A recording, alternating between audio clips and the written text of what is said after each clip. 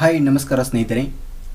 ನಾವು 2016ರ ಒಂದು general paper ಬಗ್ಗೆ ನೋಡ್ತಾ ಹೋಗೋಣ. ಇಲ್ಲಿ ನಾವು ಜನರಲ್ ಪೇಪರ್ನಲ್ಲಿ 50 ಕ್ವೆಶ್ಚನ್ಗಳು 100 ಮಾರ್ಕ್ಸು. ಇಲ್ಲಿ ಯಾವುದೇ ರೀತಿಯ ನೆಗೆಟಿವ್ ಮಾರ್ಕ್ಸ್ ಇರುವುದಿಲ್ಲ. ನಿಮಗೆ ಒಂದು ಪ್ರಶ್ನೆಗೆ 2 ಅಂಕಗಳು ಇರುತ್ತವೆ. ನೋಡ್ಬೋದು, ಇಲ್ಲಿ 50 ಪ್ರಶ್ನೆಗಳನ್ನು ನೋಡ್ಬೋದು.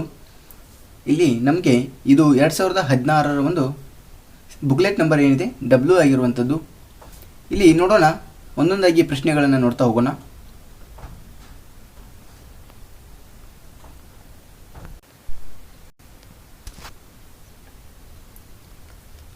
ಮೊದಲೇ ಪ್ರಶ್ನೆ ನೋಡ್ರಿ. ಮೊದಲೇ ಪ್ರಶ್ನೆ ಏನಿದೆ, ಈ ಕೆಳಗಿನ ಒಂದು ವಾಕ್ಯವೊಂದನ್ನು ಎಚ್ಚರಿಕೆಯಿಂದ ಓದಿ 1ರಿಂದ 6ರವರೆಗಿನ ಪ್ರಶ್ನೆಗಳನ್ನು ಉತ್ತರಿಸಿ ಅಂತ ಇದೆ. ಇದು ವಾಚನ ಗ್ರಹಿಕೆಯಲ್ಲಿ ಒಂದು ಅಧ್ಯಯನದಲ್ಲಿ ಬರುವಂಥ ಒಂದು ಪ್ರಶ್ನೆ. ಇದನ್ನು ನೀವೇ ಅಲ್ಲೇ ಅಂದರೆ ಎಕ್ಸಾಮ್ನಲ್ಲಿ ಕೊಟ್ಟಿರುವಂಥ ಒಂದು ಪ್ಯಾರಾಗ್ರಾಫನ್ನು ಓದಿಕೊಂಡು ಪ್ರಶ್ನೆಗಳಿಗೆ ಒಂದು ಆನ್ಸರನ್ನು ನೀಡಬೇಕು. ಇಲ್ಲಿ ನಾವು 6 ಕ್ವಶನ್ಗಳಿಗೆ ಈ 6 ಕ್ವಶನ್ಗೆ ಡೈರೆಕ್ಟಾಗಿ ಆನ್ಸರನ್ನು ಹೇಳ್ತಾ ಹೋಗ್ತೀನಿ. ನೋಡ್ರಿ, ಒಂದೊಂದಾಗಿ ನೋಡ್ರಿ.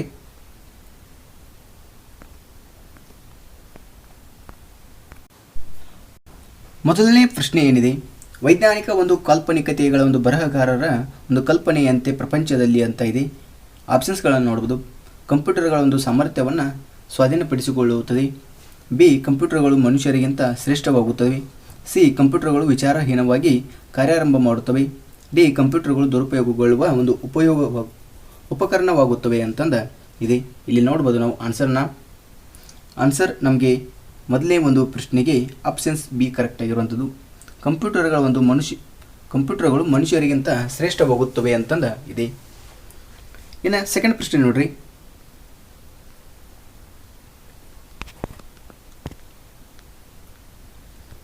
ಸೆಕೆಂಡ್ ಪ್ರಶ್ನೆ, ಅಲನ್ ಟ್ಯೂರಿಂಗ್ನ ಕೆಲಸವು ಬೆಳಕು ಬೀರುವುದು ಇದರ ಮೇಲೆ ಅಂತಂದಿದೆ. ಆಪ್ಷನ್ಸನ್ನು ನೋಡ್ರಿ. ಎ, ಕಂಪ್ಯೂಟರ್ಗಳಲ್ಲಿ ಜಾಗೃತ ಒಂದು ಪ್ರಜ್ಞೆಯ ಕೊರತೆ ಇದೆ. ಬಿ, ಕಂಪ್ಯೂಟರ್ಗಳಲ್ಲಿ ವಿವೇಚನೆ. ಸಿ, ಕಂಪ್ಯೂಟರ್ ಮತ್ತು ಮಾನವರ ನಡುವಿನ ವ್ಯತ್ಯಾಸದ ಒಂದು ಮಾನದಂಡವನ್ನು ಆಲೋಚಿಸುವುದು. ಡಿ, ಯಂತ್ರ ಮತ್ತು ಮನುಷ್ಯನ ನೆನಪಿನ ತುಲನಾತ್ಮಕ ಒಂದು ಸಾಮರ್ಥ್ಯ ಅಂತ ಕೊಟ್ಟಿದ್ದಾರೆ. ಇಲ್ಲಿ ನಮಗೆ ಎರಡನೇ ಒಂದು ಪ್ರಶ್ನೆಗೆ ಆಪ್ಷನ್ ಸಿ ಕರೆಕ್ಟ್ ಆಗಿರುವಂಥದ್ದು. ಕಂಪ್ಯೂಟರ್ ಮತ್ತು ಮಾನವರ ನಡುವಿನ ಒಂದು ವ್ಯತ್ಯಾಸದ ಒಂದು ಮಾನದಂಡವನ್ನು ಆಲೋಚಿಸುವುದಂತಂದು ಕೊಟ್ಟಿದ್ದಾರೆ. ಇನ್ನು ನೆಕ್ಸ್ಟ್ ಪ್ರಶ್ನೆ ನೋಡೋಣ. ಮೂರನೆಯ ಪ್ರಶ್ನೆ, ವಾಕ್ಯ ವೃಂದದಲ್ಲಿ ಕೊಟ್ಟ ಉದಾಹರಣೆಯಂತೆ ಕಂಪ್ಯೂಟರ್ಗಳು ವಿಫಲವಾಗುವುದು ಅಂತ ಕೊಟ್ಟಿದ್ದಾರೆ. ಇಲ್ಲಿ ಎ, ಎಲ್ಲ ಸತ್ಯಾಂಶಗಳನ್ನು ಒಟ್ಟುಗೂಡಿಸುವಲ್ಲಿ. ಬಿ, ಅಪ್ರಸಕ್ತ ಸತ್ಯಾಂಶಗಳನ್ನು ಅಲಕ್ಷಿಸುವಲ್ಲಿ.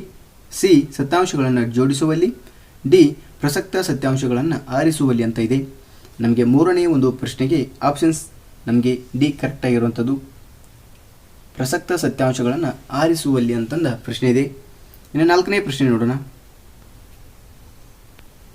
ನಾಲ್ಕನೇ ಪ್ರಶ್ನೆ ಏನಿದೆ, ಕಂಪ್ಯೂಟರ್ಗಳು ವಿನೋದದ ಒಂದು ಅರ್ಥ ವಿವರಿಸುವಲ್ಲಿ ವಿಫಲವಾಗುತ್ತವೆ ಏಕೆಂದರೆ ಎ, ಇದು ಅಕ್ಷರಶಃ ವಾಚ್ಯತ್ವವನ್ನು ನೀಡುತ್ತದೆ.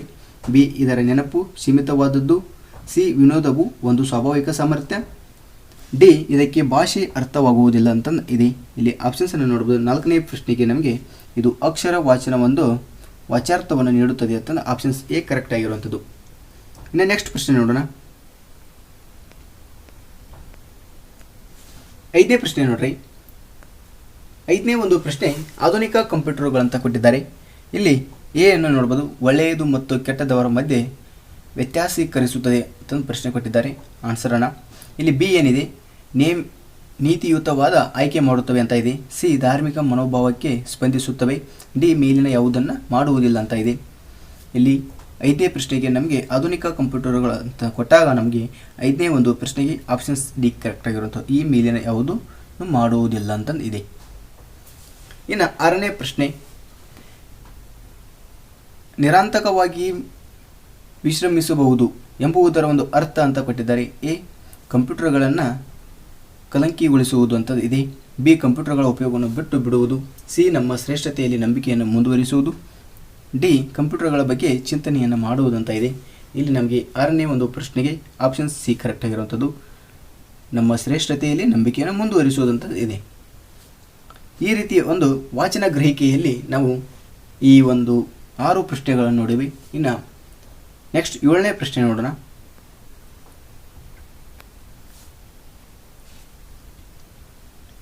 7ನೇ ಪ್ರಶ್ನೆ ಏನಿದೆ ನೋಡ್ರಿ, ಕೊಟ್ಟಿರುವ ಶ್ರೇಣಿಯಲ್ಲಿ 4ನೇ ಅಂಕವನ್ನು ಕಂಡುಹಿಡಿಯಿರಿ ಅಂತ ಇದೆ. ಆಪ್ಷನ್ಸ್ಗಳನ್ನು ನೋಡ್ರಿ. Options A 14, B 16, C 20, D 24 ಇದೆ. ಇಲ್ಲಿ ನಾವು ನೋಡ್ರಿ ಸಿರೀಸ್ನಲ್ಲಿ ಒಂದು ಭಾಗದಲ್ಲಿ ನೋಡ್ತೀವಿ. ಇಲ್ಲಿ 2 ಮತ್ತು 6ರ ನಡುವಿನ ಡಿಫ್ರೆಂಟ್ ಎಷ್ಟಿದೆ ನೋಡ್ರಿ, 4 ಇದೆ. ಅದೇ ರೀತಿ 6 ಮತ್ತು 12ರ ನಡುವಿನ ಡಿಫ್ರೆಂಟ್ ಎಷ್ಟಿದೆ, 6 ಇದೆ. ನೆಕ್ಸ್ಟ್ ನಮಗೆ ಏನು ಬಂತು, ಇಲ್ಲಿ ನೋಡ್ರಿ ಇಲ್ಲಿ 4 ಬಂತು, ಇದು 6 ಬಂತು. ಇನ್ನು ನೆಕ್ಸ್ಟ್ ಏನು ಬರಬೇಕು, 8 ಬರಬೇಕು. ನಮಗೆ 8 ಬಂದಾಗ ಏನಾಗೈತೆ ನೋಡ್ರಿ, 8 + 12 ಎಷ್ಟು, 20. ಅದೇ ರೀತಿ ಇಲ್ಲಿ 20 + 10 ಅಂದರೆ ಇಲ್ಲಿ ನಮಗೆ 4, 6, 8, 10 ಆಯಿತು. ಇಲ್ಲಿ 10 ಬರಬೇಕು ಮುಂದೆ. ನೆಕ್ಸ್ಟ್ 10 ಅಂದಾಗ 20 + 10 ಎಷ್ಟು ಆದಾಗ 30 ಆಗುತ್ತೆ. ಅಂದರೆ ನಮಗೆ 20 ಕರೆಕ್ಟ್ ಆಗಿರುವಂಥದ್ದು. ಇಲ್ಲಿ ಆನ್ಸರ್ ಯಾವುದಾಗುತ್ತೆ ಅಂದರೆ ನಮಗೆ ಆಪ್ಷನ್ಸ್ ಸಿ ಕರೆಕ್ಟ್ ಆಗಿರುವಂಥದ್ದು. ಇನ್ನು ಮುಂದಿನ ಒಂದು ಪ್ರಶ್ನೆ ನೋಡೋಣ. ನೋಡ್ರಲ್ಲಿ ಸಂಕೇತ ಭಾಷೆಯಲ್ಲಿರುವ BE, BO, BD ಯ ಒಂದು ಅರ್ಥವು ಕೆನಡಾ ಆದರೆ ಸಂಕೇತ MJ, AB, SC ಅಂತಂದ ಒಂದು ಅರ್ಥವಂತ ಕೊಟ್ಟಿದ್ದಾರೆ. ಇದು ಏನಾಗುತ್ತೆ ಅಂತ ಪ್ರಶ್ನೆ ಕೊಟ್ಟಿದ್ದಾರೆ. ನೋಡ್ರಲ್ಲಿ ಬಿ ಯ ಗಂಟೆ ಯಾವ ಅಕ್ಷರ, ಸಿ ಆಗುತ್ತೆ. ನೋಡ್ರಲ್ಲಿ ಇವುಗಳನ್ನು ಬಿ ಯ ಗಂಟೆ ಯಾವ ಅಕ್ಷರ, ಸಿ ಆಗುತ್ತೆ. ಆದರೆ ಸ್ಮಾಲ್ ಸಿ ತಗೊಂಡಾರ ಅವರು.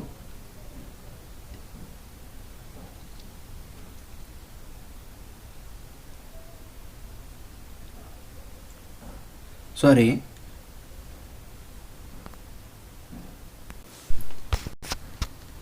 ನೋಡ್ಬೋದು ಇಲ್ಲಿ ಅವರು ಈ ಕೆನಡಾ ಅನ್ನುವಂಥದ್ದನ್ನು ಈ ಭಾಷೆಗಳಲ್ಲಿ ಕೊಟ್ಟಿದ್ದಾರೆ. ಇಲ್ಲಿ ನೋಡ್ರಿ ಈ ಒಂದು ಶಬ್ದಗಳನ್ನು ನೋಡ್ರಿ, ಅವರು ಹಿಂದಿನ ಅಕ್ಷರದಿಂದ ಮೊದಲೇ ಅಕ್ಷರ ತನಕ ಬಂದಿದ್ದಾರೆ. ಅಂದರೆ ಮೊದಲು ಅವರು ಈ ಕೆನಡಾ ಅನ್ನುವಂಥ ಭಾಷೆಯನ್ನು ಬರಬೇಕಾದ್ರೆ ನಮಗೆ ಹಿಂದಿನ ಒಂದು ಭಾಷೆಯಿಂದ ತೆಗೆದುಕೊಂಡಿದ್ದಾರೆ. ನೋಡ್ರಿ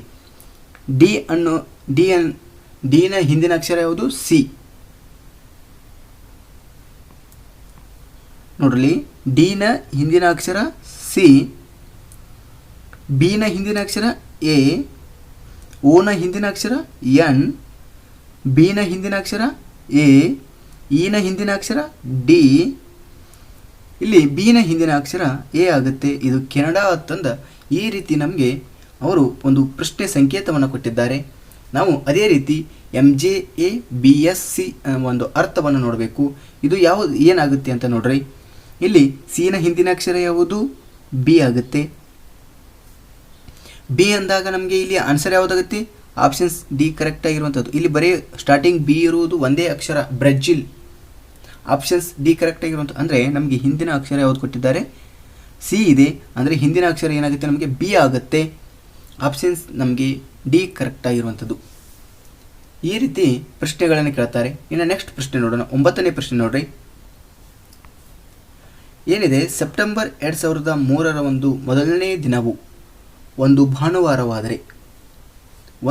ಭಾನುವಾರವಾದರೆ ಮುಂದಿನ ಆಗಸ್ಟ್ 15, 2003 ಯಾವ ದಿನವಾಗುತ್ತದೆ ಅಂತ ಪ್ರಶ್ನೆ ಕೊಟ್ಟಿದ್ದಾರೆ. ಆಪ್ಷನ್ಸನ್ನು ನೋಡೋದು. ಆಪ್ಷನ್ಸ್ ಸೋಮವಾರ, ಆಪ್ಷನ್ ಸಿ ಬುಧವಾರ, ಬಿ ಮಂಗಳವಾರ, ಡಿ ಗುರುವಾರ ಅಂತ ಇದೆ. ಇಲ್ಲಿ ನಮಗೆ ಯಾವುದಾಗುತ್ತೆ ಪ್ರಶ್ನೆ ಅಂದರೆ ಈ ಲೆಕ್ಕವನ್ನು ಬಿಡಿಸ್ತೀನಿ ನೋಡ್ರಿ. ನೋಡ್ರಲ್ಲಿ ಪ್ರಶ್ನೆ ಏನಿದೆ, 2003 ಸೆಪ್ಟೆಂಬರ್ ಕೊಟ್ಟಿದ್ದಾರೆ.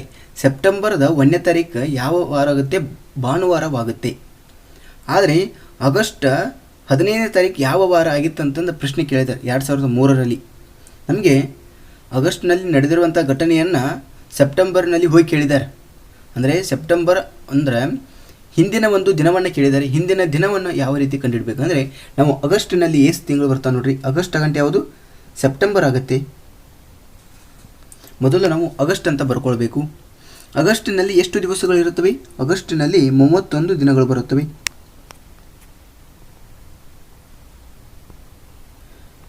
ಆಗಸ್ಟಿನಲ್ಲಿ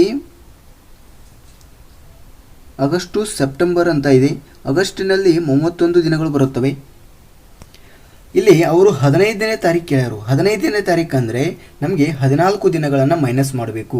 14ನೇ ತಾರೀಕು ತನಕ ಗೊತ್ತಿದೆ. 15ನೇ ತಾರೀಕು ಯಾವ ವಾರ ಯಾವ ದಿವಸ ಆಗುತ್ತೆ ಅಂತ ಗೊತ್ತಿಲ್ಲ. ಅದಕ್ಕೆ -14 ಅಂತ ಮಾಡ್ಕೋರಿ. 31ರ 14 ಕಳೆದರೆ ನಮಗೆ ಎಷ್ಟು ದಿವಸ ಉಳಿಯುತ್ತೆ? 17 ಉಳಿಯುತ್ತೆ. 17 ಅಂದಾಗ ನಾವು ಅಂದರೆ ನಮ್ಮ ವಾರಗಳು ಎಷ್ಟು? 7 ದಿನಗಳು. 7 ಅಂತ ಡಿವೈಡೆಡ್ ಬೈ ಮಾಡಿರಿ. 7 1 7 2 14. ಅಂದರೆ 17ರಾಗ 14 ಕಳೆದರೆ ಎಷ್ಟು ದಿವಸ ಉಳಿತು? ಇನ್ನು ಶೇಷ ಏನು ಉಳಿತು ನಮಗೆ? ಶೇಷವನ್ನು ನೋಡಬೇಕು ಇಲ್ಲಿ ದಿನಗಳನ್ನು. ಶೇಷ ಎಷ್ಟು ಉಳಿತು? 3 ಉಳಿಯುತ್ತೆ ನಮಗೆ. ಶೇಷ ನಮಗೆ 3 ಉಳಿದಾಗ ನಾವು ಏನು ಕೇಳಿದ್ದಾರೆ ಅಂದರೆ ಸೆಪ್ಟೆಂಬರ್ ಅಂದ್ರೆ ದಿನವನ್ನು ಕೊಟ್ಟಿದ್ದಾರೆ, ಹಿಂದಿನ ದಿನ ಬೇಕಾಗಿತ್ತು ನಮಗೆ, ಹಿಂದ್ಗಡೆ ಬರಬೇಕು. ಅಂದರೆ ಭಾನುವಾರ ಕೊಟ್ಟಿದ್ದಾರೆ. ಇದು ಭಾನುವಾರ ಸೆಪ್ಟೆಂಬರ್ 1ನೇ ತಾರೀಕು ಭಾನುವಾರ. ಇಲ್ಲಿ ನಮಗೆ ಆಗಸ್ಟ್ 31ನೇ ತಾರೀಕು ಯಾವುದು ಅಂತ ಈ ರೀತಿ ಬರಬೇಕು ನಾವು. ಇಲ್ಲಿ ನೋಡ್ರಲ್ಲಿ ಭಾನುವಾರವಾದರೆ ಭಾನುವಾರದ ಹಿಂದಿನ ದಿನ ಯಾವುದು? ಶನಿವಾರ. ಅಂದರೆ 3 ದಿನ ಹಿಂದ್ಗಡೆ ಬರಿ. 3 ದಿನ ಹಿಂದ್ಗಡೆ ಬಂದಾಗ ಎಷ್ಟಾಗೈತೆ ನೋಡ್ರಿ ಭಾನುವಾರ ಗಂಟೆ ಯಾವುದು? ಶನಿವಾರ ಗಂಟೆ ಯಾವುದು? ಶುಕ್ರವಾರ ಗಂಟೆ ಯಾವುದು? ಗುರುವಾರ. ಅಂದರೆ 3 ದಿನ ಹಿಂದ್ಗಡೆ ಬಂದರೆ ಯಾವ ದಿನ ಆಗುತ್ತೆ? ನಮಗೆ ಗುರುವಾರ ಆಗುತ್ತೆ. ಆಪ್ಷನ್ಸ್ ನೋಡ್ಬೋದು. ಆಪ್ಷನ್ಸ್ ನಮಗೆ ಡಿ ಕರೆಕ್ಟ್ ಆಗಿರುವಂಥದ್ದು. ಇನ್ನು ನೆಕ್ಸ್ಟ್ ಪ್ರಶ್ನೆ ನೋಡೋಣ.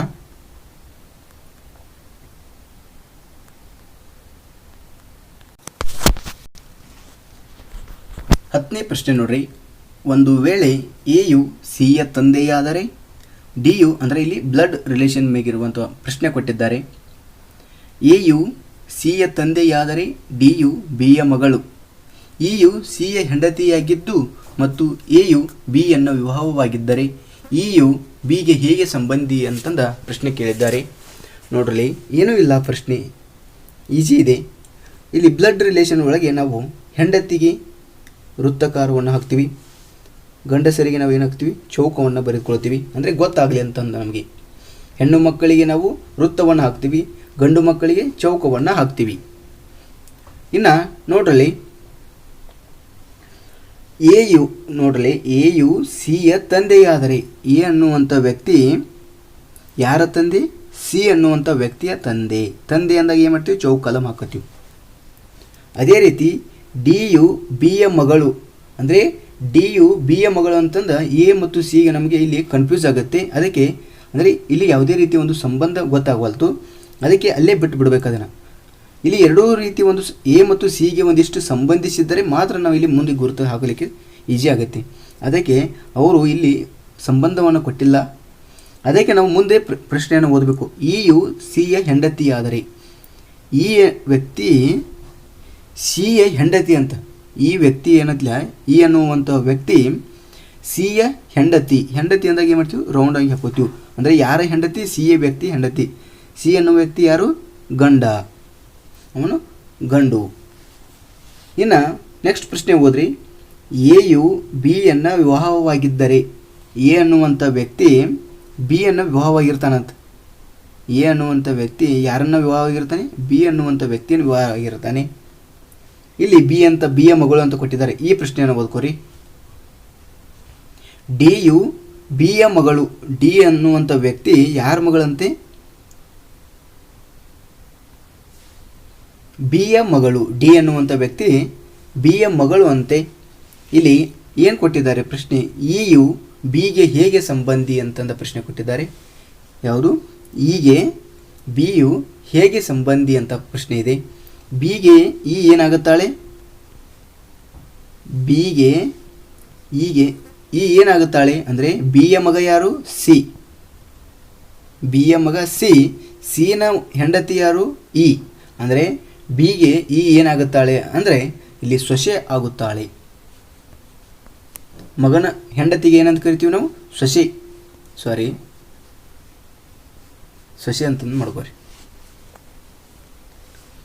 ಇನ್ನು ಆನ್ಸರ್ ಯಾವುದಾಗತ್ತೆ ನೋಡ್ರಲ್ಲಿ. ಆಪ್ಷನ್ಸ್ ನಮಗೆ ಸಿ ಕರೆಕ್ಟ್ ಆಗಿರುವಂಥದ್ದು. ಆಪ್ಷನ್ಸ್ ಸಿ, ಸೊಸೆ.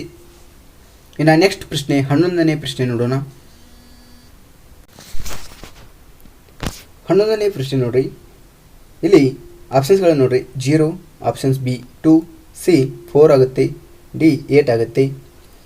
ಇಲ್ಲಿ ನಮಗೆ ಒಂದು ಚೌಕದ ಒಂದು ಬದಿಯಲ್ಲಿ ಉದ್ದದಲ್ಲಿ 2% ತಪ್ಪು ಮಾಡಿದರೆ ಚೌಕದ ಪರದಿ ಅಥವಾ ಸುತ್ತಳತೆ ಹಾಗೂ ಒಂದು ತಪ್ಪು ಶೇಕಡ ಎಷ್ಟು ಅಂತ ಕೊಟ್ಟಿದ್ದಾರೆ.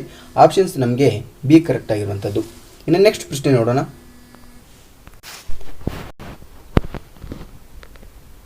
12ನೇ ಪ್ರಶ್ನೆ ನೋಡ್ರಿ. 12ನೇ ಪ್ರಶ್ನೆ ಏನಿದೆ, ಕೆಳಗೆ ಕೊಟ್ಟಿರುವ ಕೆಲಸದ ಒಂದು ಅವಧಿಯ ಹಂಚಿಕೆಯ ಒಂದು ಆಧಾರದಲ್ಲಿ ಫ್ಯಾಕ್ಟರಿಯ ಒಂದು ಒಬ್ಬ ನೌಕರನ ಸರಾಸರಿ ಕೆಲಸದ ಒಂದು ಅವಧಿ ಎಷ್ಟು ಅಂತ ಕೊಟ್ಟಿದ್ದಾರೆ. ಒಂದು ಕೆಲಸದ ಸಮಯ ನೋಡ್ಬೋದು, ಅಂದರೆ ಹೊಂದಿಸಿ ಬರೆಯಲಿ ಇದೆ.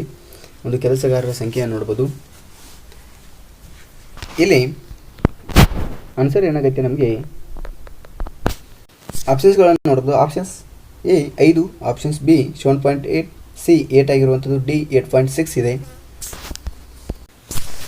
19ನೇ ಪ್ರಶ್ನೆ ನೋಡ್ರಿ. ಫಾರ್ಮರ್ಸ್ ಲಂಗ್ ಕಾಯಿಲೆಯು ಇದರಿಂದಾಗಿ ಪ್ರಾರಂಭವಾಗುತ್ತದೆ ಅಂತ ಪ್ರಶ್ನೆ ಇದೆ. ಎ ಪರಾಗರೇಣು, ಬಿ ಹೊಗೆ, ಸಿ ಬೂಸ್ಟು ಬಂದವನ ಹುಲ್ಲು, ಡಿ ಬೂಸ್ಟು ಬಂದ ಕಬ್ಬು ಅಂತ ಇದೆ. ಆನ್ಸರ್ ಏನಾಗುತ್ತೆ ನಮಗೆ 19ನೇ ಪ್ರಶ್ನೆಗೆ ನಮಗೆ ಇಲ್ಲಿ ಬೂಸ್ಟು ಬಂದವನ ಹುಲ್ಲು ಮತ್ತು ಬೂಸ್ಟು ಬಂದವನ ಎರಡೂ ಆಪ್ಷನ್ಸ್ಗಳು ನಮಗೆ ಕರೆಕ್ಟ್ ಆಗಿರುವಂಥದ್ದು. ಇಲ್ಲಿ ಎರಡೂ ಒಂದೇ ಆಗುತ್ತೆ ನಮಗೆ ಇಲ್ಲಿ. ಅದೇ ರೀತಿ 20ನೇ ಒಂದು ಪ್ರಶ್ನೆ ನೋಡ್ರಿ. ಗಾಳಿಯಲ್ಲಿ ಹೆಚ್ಚಾದ ಸಂಖ್ಯೆಯ ಮತ್ತು ಆಕಾರದ ಧೂಳಿನ ಕಣಗಳನ್ನು ತಾಪಮಾನವನ್ನು ಉಂಟು ಮಾಡುತ್ತವೆ, ಏಕೆಂದರೆ ಆಪ್ಷನ್ಸ್ ನೋಡ್ಬೋದು. ಎ ಇದು ಗಾಳಿಯಲ್ಲಿ ತೇವಾಂಶವನ್ನು ಚದುರಿಸುತ್ತವೆ, ಬಿ ಇದು ಎಲ್ಲ ರೀತಿಯ ಬೆಳಕನ್ನು ಚದುರಿಸುತ್ತವೆ, ಸಿ ಇದು ಗಾಳಿಯಲ್ಲಿ ತೇವಾಂಶವನ್ನು ಹೆಚ್ಚಿಸುತ್ತದೆ, ಡಿ ಇದು ಗಾಳಿಯಲ್ಲಿ ತೇವಾಂಶವನ್ನು ಹೀರಿಕೊಳ್ಳುತ್ತದೆ ಅಂತ ಇದೆ. ಇಲ್ಲಿ ನಮಗೆ 20ನೇ ಒಂದು ಪ್ರಶ್ನೆಗೆ ಆಪ್ಷನ್ಸ್ ನಮಗೆ ಬಿ ಕರೆಕ್ಟ್ ಆಗಿರುವಂಥದ್ದು. ಇದು ಎಲ್ಲ ರೀತಿಯ ಬೆಳಕನ್ನು ಚದುರಿಸುತ್ತವೆ ಅಂತ ನೋಡ್ತೀವಿ. ಅದೇ ರೀತಿ ನೆಕ್ಸ್ಟ್ ಪ್ರಶ್ನೆ ನೋಡೋಣ. 21ನೇ ಪ್ರಶ್ನೆ, ಸುನಾಮಿ ಉಂಟಾಗುವುದು ಇದರಿಂದ ಇದೆ.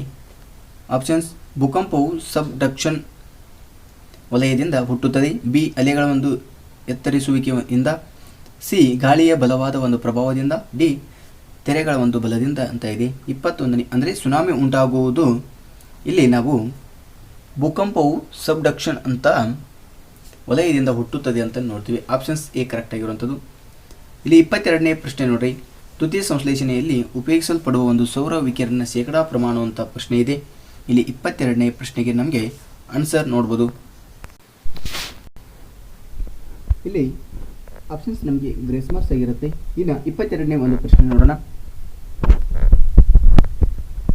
ಸಂಯುಕ್ತ ರಾಷ್ಟ್ರಗಳ ಒಂದು 20 ಕಡಿಮೆಗೊಳಿಸುವುದಕ್ಕಾಗಿ ಅಂತಾರಾಷ್ಟ್ರೀಯ ವ್ಯೂಹದ ಒಂದು ಸ್ಥಾಪನೆಯಾಗಿದ್ದು ಅಂತ ಇದೆ. 1999ರಲ್ಲಿ, 2001ರಲ್ಲಿ, 1996ರಲ್ಲಿ, 1998 ಇದೆ. ಅಂದರೆ ಇಲ್ಲಿ ಆಪ್ಷನ್ಸ್ ಅನ್ನು ನೋಡ್ಬೋದು. ಆಪ್ಷನ್ಸ್ ನಮಗೆ 23ನೇ ಪ್ರಶ್ನೆಗೆ ಆಪ್ಷನ್ಸ್ 1999ರಲ್ಲಿ ಒಂದು ಸಂಯುಕ್ತ ರಾಷ್ಟ್ರಗಳ ಒಂದು 20ಕ್ಕಾಗಿ ಅಂತಾರಾಷ್ಟ್ರೀಯ ಒಂದು ಸ್ಥಾಪನೆಯಾಗಿರುವಂಥದ್ದು. ಇನ್ನು ನೆಕ್ಸ್ಟ್ ಪ್ರಶ್ನೆ ನೋಡೋಣ. 24ನೇ ಪ್ರಶ್ನೆ ಏನಿದೆ, ಭಾರತದಲ್ಲಿರುವ ದುರ್ಬಲವಾದ ಭೂಕಂಪಕ್ಕೆ ತುತ್ತಾಗುವ ಒಂದು ಭೂ ಸಮೂಹಗಳ ಒಂದು ವಿಸ್ತಾರ ಅಂತ ಕೇಳಿದ್ದಾರೆ. Options A 49%, B 59%, C 39%, D 29% ಇದೆ. ಇಲ್ಲಿ ನಮಗೆ 24ನೇ ಪ್ರಶ್ನೆಗೆ ಆಪ್ಷನ್ಸ್ ಬಿ ಕರೆಕ್ಟ್ ಆಗಿರುವಂಥದ್ದು, 59% ಅಂತ. ಇನ್ನು 25ನೇ ಪ್ರಶ್ನೆ, ಕೆಳಗೆ ಕೊಟ್ಟಿರುವ ವರ್ತನೆಗಳಲ್ಲಿ ಯಾವುದು ಒಂದು ಪ್ರಜಾಸತ್ತಾತ್ಮಕ ಗುರುವಿನ ಒಂದು ವಿಶೇಷ ಗುಣವಲ್ಲ ಅಂತಂದು ಕೊಟ್ಟಿದ್ದಾರೆ. ಇಲ್ಲಿ ಎ ತನ್ನ ವಿದ್ಯಾರ್ಥಿಗಳ ಸಮಾಜವು ಆರ್ಥಿಕ ಹಿನ್ನೆಲೆಯನ್ನು ಅರ್ಥೈಸಿಕೊಳ್ಳಲು ಪ್ರಯತ್ನಿಸುವುದು ಅಂತ ಕೊಟ್ಟಿದ್ದಾರೆ. ಬಿ ವಿದ್ಯಾರ್ಥಿಗಳು ಕಳಪೆ ನಿರ್ವಹಣೆಯನ್ನು ಮಾಡಿದ್ದಾಗ ಅವರಿಗೆ ವಾತ್ಸಲ್ಯ ತೋರಿಸುವುದು ಅಂತ ಕೊಟ್ಟಿದ್ದಾರೆ. ಸಿ ವಿದ್ಯಾರ್ಥಿಗಳು ಕೇಳುವ ಅಸಂಬಂಧ ಪ್ರಶ್ನೆಗಳನ್ನು ಸಹಿಸುವುದು. ಡಿ ವಿದ್ಯಾರ್ಥಿಗಳು ಒಂದು ಕಿಟಲೆಯ ಮತ್ತು ಆಕ್ರಮಣಶೀಲ ನಡವಳಿಕೆಯನ್ನು ಕೂಡ ಸಹಿಸಿಕೊಳ್ಳುವುದು ಅಂತ ಇದೆ. ಅಂದರೆ ಒಂದು ಪ್ರಜಾಸತ್ತಾತ್ಮಕ ಒಂದು ಗುರುವಿನ ವಿಶೇಷ ಗುಣವಲ್ಲ ಅಂತಂದು ಯಾವುದಾಗುತ್ತೆ ಅಂತ ಅಂದರೆ ಇಲ್ಲಿ ಆಪ್ಷನ್ಸ್ ನಮಗೆ 25ನೇ ಪ್ರಶ್ನೆಗೆ ಇಲ್ಲಿ ವಿದ್ಯಾರ್ಥಿಗಳು ಒಂದು ಕೀಟಲೆಯ ಮತ್ತು ಆಕ್ರಮಣಶೀಲ ನಡತೆಯನ್ನು ಕೂಡ ಸಹಿಸಿಕೊಳ್ಳುವುದು ಅಂತಂದು ಇದು ಒಂದು ಗುರುವಿನ ವಿಶೇಷ ಗುಣವಲ್ಲ ಅಂತಂದು ಕೊಟ್ಟಿದ್ದಾರೆ. ಇನ್ನು ನೆಕ್ಸ್ಟ್ ಪ್ರಶ್ನೆ ನೋಡೋಣ. ಇಲ್ಲಿ ಹೊಂದಿಸಿ ಬರೆಯನ್ನು ನೋಡ್ರಿ. ಹೊಂದಿಸಿ ಬರೆ ಏನಿದೆ, ಒಂದು ಪಟ್ಟಿಯಲ್ಲಿ ಉಪನ್ಯಾಸ, ಚರ್ಚೆ, ವಿಚಾರ ಸಂಕಿರಣ, ಕಾರ್ಯಾಗಾರ ಅಂತ ಇದೆ. ಪಟ್ಟಿ 2ರಲ್ಲಿ ನೋಡ್ರಿ ಪರಸ್ಪರ ವರ್ತನಾ ಕೌಶಲ್ಯಗಳು, ಪಡಿಸುವ ಒಂದು ಕೌಶಲ್ಯಗಳು, ಪ್ರೇರಿಸುವ ಒಂದು ಕೌಶಲ್ಯಗಳು, ಮಾರ್ಗದರ್ಶಿ ಆಚರಣೆ ಅಂತ ಕೊಟ್ಟಿದ್ದಾರೆ. ಇಲ್ಲಿ ಉಪನ್ಯಾಸ ಅನ್ನುವುದು ನಮಗೆ ನೋಡ್ಬೋದು ಯಾವುದಕ್ಕೆ ಆಗುತ್ತೆ ನಮಗೆ ಉಪನ್ಯಾಸ ಅನ್ನುವುದು ನಮಗೆ ಇಲ್ಲಿ ಪ್ರಸ್ತುತಪಡಿಸುವ ಒಂದು ಕೌಶಲ್ಯಗಳು ಅಂತ ನೋಡ್ತೀವಿ. ಅದೇ ರೀತಿ ಚರ್ಚೆ ಅಂದಾಗ ನಾವು ಪರಸ್ಪರ ವರ್ತನಾ ಒಂದು ಕೌಶಲ್ಯಗಳು ಅಂತ ನೋಡ್ತೀವಿ. ಇಲ್ಲಿ ವಿಚಾರನ ಒಂದು ಸಂಕೀರ್ಣ ಅಂದಾಗ ನಾವು ಇಲ್ಲಿ ಪ್ರೇರಿತ ಒಂದು ಕೌಶಲ್ಯಗಳಂತಂದು ನೋಡ್ತೀವಿ. ಅದೇ ರೀತಿ ಒಂದು ಕಾರ್ಯಾಗಾರ ಅಂದಾಗ ಮಾರ್ಗದರ್ಶಿ ಒಂದು ಆಚರಣೆ ಅಂತಂದು ನೋಡ್ತೀವಿ. ಆಪ್ಷನ್ಸ್ ನಮಗೆ ಬಿ ಕರೆಕ್ಟ್ ಆಗಿರುವಂಥದ್ದು. ಇನ್ನು ನೆಕ್ಸ್ಟ್ ಪ್ರಶ್ನೆ ನೋಡೋಣ. 27ನೇ ಒಂದು ಪ್ರಶ್ನೆಯಲ್ಲಿ ಹೊಂದಿಸಿ ಬರೆಯನೇ ಇದೆ. ಪಟ್ಟಿ 1 ಮತ್ತು ಪಟ್ಟಿ 2 ನೋಡ್ರಿ, ಒಂದು ಪರೀಕ್ಷೆಗಳು ಮತ್ತು ಒಂದು ಕೌಶಲ್ಯಗಳು ಅಂತ ಕೊಟ್ಟಿದ್ದಾರೆ. ಇಲ್ಲಿ ಪರೀಕ್ಷೆಗಳಲ್ಲಿ ನೋಡ್ರಿ, ವಾಕ್ಯ ಪೂರ್ಣಗೊಳಿಸುವಿಕೆ, ಬಹು ಆಯ್ಕೆಗಳು, ಹೊಂದಿಸಿ ಬರೆ, ವಾಕ್ಯ ವೃಂದವನ್ನು ಅಂತಂದ ಇದೆ. ವಾಕ್ಯ ವೃಂದವನ್ನು ಓದಿ ಪ್ರಶ್ನೆಯನ್ನು ಉತ್ತರಿಸುವುದಂತ ಕೊಟ್ಟಿದ್ದಾರೆ. ಇಲ್ಲಿ ಕೌಶಲ್ಯಗಳಲ್ಲಿ ನೋಡ್ರಿ, ಸಹಚರ್ಯ, ಗುರುತಿಸುವಿಕೆ, ಗ್ರಹಣ ಶಕ್ತಿ, ಸ್ಮರಣ ಅಂತಂದು ಕೊಟ್ಟಿದ್ದಾರೆ. ಇಲ್ಲಿ ನೋಡ್ಬೋದು, ಇಲ್ಲಿ ವಾಕ್ಯ ಪೂರ್ಣಗೊಳಿಸುವಿಕೆಗೆ ನಾವು ಯಾವುದೋ ಆಗುತ್ತೆ ಅಂದರೆ ಇಲ್ಲಿ ನಮ್ಮ 27ನೇ ಇಲ್ಲಿ ವಾಕ್ಯ ಪೂರ್ಣಗೊಳಿಸುವಿಕೆಗೆ ನಾವು ಇಲ್ಲಿ ಸ್ಮರಣ ಶಕ್ತಿ ಅಂತ ನೋಡ್ತೀವಿ. ವಾಕ್ಯ ಪೂರ್ಣಗೊಳಿಸುವಿಕೆಯಲ್ಲಿ ಯಾವ್ದು ನೋಡ್ತೀವಿ? ಸ್ಮರಣ ಶಕ್ತಿ ಅಂತ ನೋಡ್ತೀವಿ. ಇಲ್ಲಿ ಬಹು ಆಯ್ಕೆಗಳಿಗೆ ನಾವು ಗುರುತಿಸುವಿಕೆ ಅಂತ ನೋಡ್ತೀವಿ. ಇಲ್ಲಿ ಬಹು ಆಯ್ಕೆ ಪ್ರಶ್ನೆಗಳಿಗೆ ಏನು ಮಾಡ್ತೀರಿ? ಗುರುತಿಸ್ತಾರೆ. ಇಲ್ಲಿ ಹೊಂದಿಸಿ ಬರೆ ಇದ್ದರೆ ಏನು ಮಾಡ್ತೀರಿ? ಸಹಚರ್ಯ ಅಂತಂದು ಇದೆ. ಅದೇ ರೀತಿ ವಾಕ್ಯ ವೃಂದವನ್ನು ಓದಿ ಪ್ರಶ್ನೆಯನ್ನು ಉತ್ತರಿಸುವುದಕ್ಕೆ ಏನಂತ ಕರಿತೀವಿ ನಾವು? ಗ್ರಹಣ ಶಕ್ತಿ ಅಂತಂದು ನೋಡ್ತೀವಿ. ಇಲ್ಲಿ ಆಪ್ಷನ್ಸ್ ನಮಗೆ ಎ ಕರೆಕ್ಟ್ ಆಗಿರುವಂಥದ್ದು. ಇನ್ನು ನೆಕ್ಸ್ಟ್ ಪ್ರಶ್ನೆ ನೋಡೋಣ.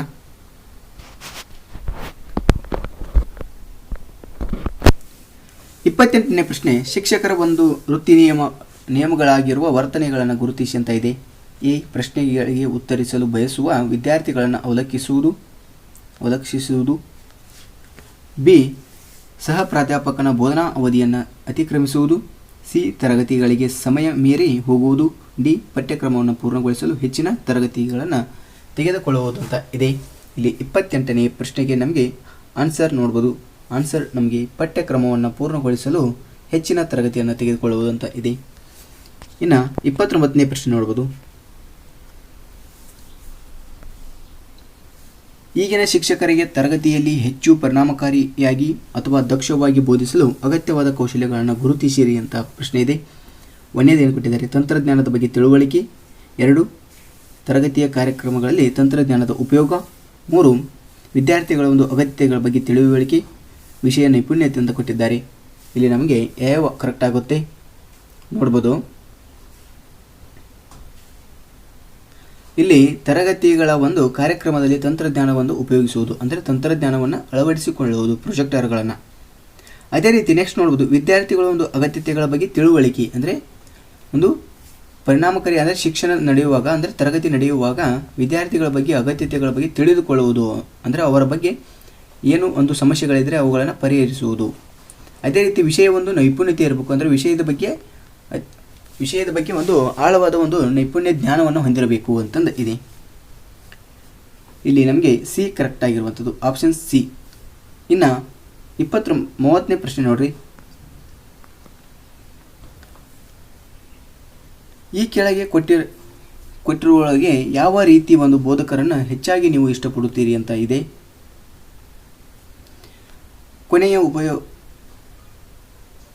ಕೊನೆಯ ಉಪಾಯವಾಗಿ ಚಲಿಸುವ ಚಿತ್ರಗಳನ್ನು ಉಪಯೋಗಿಸುವರು. ಬಿ, ಕೋಷ್ಟಕಗಳು ಮತ್ತು ನಕ್ಷೆಗಳನ್ನು ಉಪಯೋಗಿಸುವರು. ಸಿ, ಸಾಂದರ್ಭಿಕ ಬಿಳಿ ಮತ್ತು ಕಪ್ಪು ಬೋರ್ಡ್ಗಳನ್ನು ಉಪಯೋಗಿಸುವರು. ಡಿ, ಫಿಲ್ಮ್ ಪ್ರೊಜೆಕ್ಟರ್ ಮತ್ತು ರೀಲು ಬಿಡುವ ಯಂತ್ರನೊಂದಿಗೆ ಬಿಳಿ ಮತ್ತು ಕಪ್ಪು ಬೋರ್ಡ್ಗಳನ್ನು ಉಪಯೋಗಿಸುವವರನ್ನಂತ ಇದೆ. ಇಲ್ಲಿ ನಮಗೆ ಯಾವ ರೀತಿಯ ಒಂದು ಶಿಕ್ಷಕರನ್ನು ನೀವು ಇಷ್ಟಪಡುತ್ತೀರಿ ಅಂತಂದ ಕೇಳಿದ್ದಾರೆ. ನೋಡ್ರಿ, ನಮಗೆ ಯಾವ ರೀತಿಯ ಶಿಕ್ಷಕರನ್ನು ಇಷ್ಟಪಡ್ತೀವಿ ಇಲ್ಲಿ ಅಂದರೆ ರೀಲು ಬಿಡುವ ಒಂದು ಯಂತ್ರನೊಂದಿಗೆ ಬಿಳಿ ಮತ್ತು ಕಪ್ಪು ಬೋರ್ಡ್ಗಳನ್ನು ಬಳಸುವುದು. ಅಂದರೆ ಇಲ್ಲಿ ನೋಡ್ರಲ್ಲಿ 3 ಬಂತು. ಇಲ್ಲಿ ಪ್ರೊಜೆಕ್ಟರನ್ನು ಬಳಸ್ತಾರೆ, ಬಿಳಿ ಯಂತ್ರಗಳನ್ನು, ಬಿಳಿ ಬೋರ್ಡ್ ಆಗಿರ್ಬೋದು, ಕಪ್ಪು ಬೋರ್ಡ್ಗಳನ್ನು ಸಹಿತ ಬಳಸ್ತಾರೆ. ಇಲ್ಲಿ ಏನು ಕೊಟ್ಟಿದ್ದಾರೆ? ಮೇಲೆ ಚಿತ್ರಗಳನ್ನು ಮಾತ್ರ ಅಷ್ಟ ಕೊಟ್ಟಿದ್ದಾರೆ. ಇದು ಸಹಿತ ಕರೆಕ್ಟು, ಅದರ ಚಿತ್ರಗಳನ್ನು ಬಳಸ್ತಾರೆ, ಅದು ಕರೆಕ್ಟು. ಆದರೆ ಇಲ್ಲಿ 3 ಕೊಟ್ಟಿದ್ದಾರೆ ನಮಗೆ. ಇಲ್ಲಿ ಕೋಷ್ಟಕಗಳು ಮತ್ತು ನಕ್ಷೆಗಳನ್ನು ಮಾತ್ರ ಅಂತ ಕೇಳಿದರೆ ಇವೆರಡೇ ಇಲ್ಲ. ಇಲ್ಲಿ ಕೋಷ್ಟಕಗಳು ಮತ್ತು ನಕ್ಷೆಗಳು ಅಂದಾಗ ನಮಗೆ ಇಲ್ಲಿ ಪ್ರೊಜೆಕ್ಟರ್ ಮೇಲೆ ಬರೆಯುತ್ತದೆ. ಅದು ಇಲ್ಲಿ ಸಾಂದರ್ಭಿಕ ಬಿಳಿ ಮತ್ತು ಕಪ್ಪು ಬೋರ್ಡ್ಗಳನ್ನು ಅಷ್ಟೇ ಅಂತ ಹೇಳ್ಯಾರು. ಇಲ್ಲಿ ಪ್ರೊಜೆಕ್ಟರನ್ನು ಮಿಸ್ ಆಗಿರುವಂಥದ್ದು. ಅದಕ್ಕೆ ಇಲ್ಲಿ ನೋಡ್ಬೋದು, ಇಲ್ಲಿ 3 ಒಂದು ರೀತಿಗಳನ್ನು ನೋಡ್ತೀವಿ. ಈ 3 ಆಪ್ಷನ್ಸ್ಗಳು ಕರೆಕ್ಟ್ ಆಗಿವೆ. ಆದರೆ ನಮಗೆ ಅತಿ ಹೆಚ್ಚಾಗಿ ಮುಖ್ಯವಾಗಿರುವಂಥದ್ದು ಯಾವುದು? ಆಪ್ಷನ್ಸ್ ಡಿ ಕರೆಕ್ಟ್ ಆಗಿರುವಂಥದ್ದು. ಇಲ್ಲಿ ಫಿಲ್ಮ್ ಪ್ರೊಜೆಕ್ಟ್ ಆಗಿರುವಂಥದ್ದು ಅಂದರೆ ರೀಲು ಬಿಡುವ ಯಂತ್ರದೊಂದಿಗೆ ಬಿಳಿ ಮತ್ತು ಕಪ್ಪು ಬೋರ್ಡ್ಗಳನ್ನು ಬಳಸುತ್ತಾರೆ ಅಂಥ ಶಿಕ್ಷಕರು ನಾವು ಇಷ್ಟಪಡ್ತೀವಿ ಅಂತಂದ ವಿದ್ಯಾರ್ಥಿಗಳು ಹೇಳ್ತಾರೆ. ಇನ್ನು ನೆಕ್ಸ್ಟ್ ಪ್ರಶ್ನೆ ನೋಡೋಣ. 31ನೇ ಪ್ರಶ್ನೆ ನೋಡ್ರಿ. ಸಂವಹನದಲ್ಲಿ ಶ್ರೋತೃಗಳ ಒಂದು ಪ್ರಕ್ರಿಯೆಯನ್ನು ಹೇಗೆನ್ನುತ್ತಾರೆ ಅಂತ ಇದೆ. ಆಪ್ಷನ್ಸ್ ಎ ಮರುಮಾಹಿತಿ, ಬಿ ಸಂಕೇತೀಕರಣ, ಸಿ ಗದ್ದಲ, ಡಿ ವಿಸಂಕೇತೀಕರಣ ಅಂತಂದ ಈ ರೀತಿ ಈ 4 ಆಪ್ಷನ್ಸ್ಗಳನ್ನು ನೋಡ್ತೀವಿ.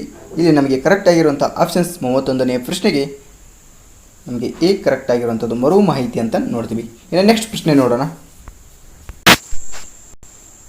ಇಲ್ಲಿ ಅಷ್ಟು ಆಪ್ಷನ್ಸ್ಗಳೇನಾಗಿವೆ ಸಮೂಹ ಮಾಧ್ಯಮಗಳಾಗಿವೆ. ಇಲ್ಲಿ ನಮಗೆ ಗ್ರೇಸ್ ಮಾರ್ಕ್ ಸಿಗುತ್ತದೆ. ಇನ್ನು 33ನೇ ಪ್ರಶ್ನೆ ನೋಡ್ರಿ. 33ನೇ ಪ್ರಶ್ನೆ ಅಂಗ ಮುದ್ರಾ ವಿನ್ಯಾಸ ತಿಳಿಸುವುದು ಯಾವುದು ಅಂತ ಪ್ರಶ್ನೆ ಇದೆ. ಎ ಧ್ವನಿಯ ಒಂದು ಗುಣಮಟ್ಟ, ಬಿ ದೃಷ್ಟಿಗೋಚರ, ಸಿ ವಿಷಯ ನಿರೂಪಣೆ, ಡಿ ಅಂಗಾಭಿವ್ಯಕ್ತಿ ಅಂತಂದ ಈ ರೀತಿ 4 ಆಪ್ಷನ್ಸ್ಗಳನ್ನು ನೋಡ್ತೀವಿ. 33ನೇ ಒಂದು ಪ್ರಶ್ನೆಗೆ ನಾವು ಆಪ್ಷನ್ ಸಿ ಅಂತ ನೋಡ್ತೀವಿ, ವಿಷಯ ನಿರೂಪಣೆ ಅಂತ ನೋಡ್ತೀವಿ. ಇನ್ನು 34ನೇ ಪ್ರಶ್ನೆ ನೋಡ್ರಿ. ನಮ್ಮ ದೇಶದಲ್ಲಿ ಗರಿಷ್ಠ ಸಂಖ್ಯೆಯ ಜನರು ಹೊಂದಿರುವ ಒಂದು ಸಂಪರ್ಕ ಮಾಧ್ಯಮ ಪರಿಕರ ಅಂತಂದು ಕೊಟ್ಟಿದ್ದಾರೆ. ಒಂದು ರೇಡಿಯೋ, ಬಿ ದೂರದರ್ಶನ, ಸಿ ಜಂಗಮವಾಣಿ ಅಥವಾ ಮೊಬೈಲ್ ಫೋನ್, ಡಿ ಕಂಪ್ಯೂಟರ್ ಅಂತ ಕರಿತೀವಿ. ಇಲ್ಲಿ ಆಪ್ಷನ್ಸನ್ನು ನೋಡ್ಬೋದು. 34ನೇ ಪ್ರಶ್ನೆಗೆ ನಮಗೆ ಇದು ಸಹಿತ ನಮಗೆ ಅಂದರೆ ನಮ್ಮ ದೇಶದಲ್ಲಿ ಗರಿಷ್ಠ ಸಂಖ್ಯೆಯ ಜನರು ಹೊಂದಿರುವ ಒಂದು ಸಂಪರ್ಕ ಮಾಧ್ಯಮ ಅಂತಂದು ಯಾವುದಂತಂದು ಹೇಳಲಿಕ್ಕೆ ಸಾಧ್ಯವಿಲ್ಲ. ಅತಿ ಹೆಚ್ಚಾಗಿ ಇಲ್ಲಿ ನಾವು ಮೊಬೈಲ್ ಫೋನ್ಗಳನ್ನು ಅತಿ ಹೆಚ್ಚಾಗಿ ನಮ್ಮ ದೇಶದಲ್ಲಿ ಬಳಸ್ತಾ ಇದ್ದಾರೆ. ಈಗ ಪ್ರಸ್ತುತ ನೋಡ್ಬೋದು ಮೊಬೈಲ್ ಫೋನ್ ಅಂತ ನೋಡ್ಬೋದು.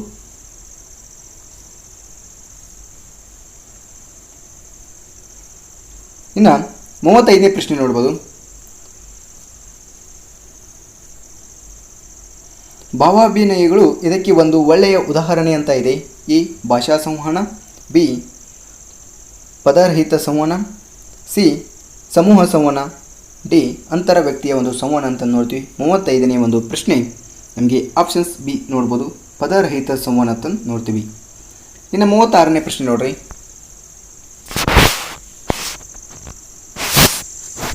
ಸಂವಹನದಲ್ಲಿ ವಾಹಿನಿಯು ತಿಳಿಸುವುದು ಅಂತ ಇದೆ.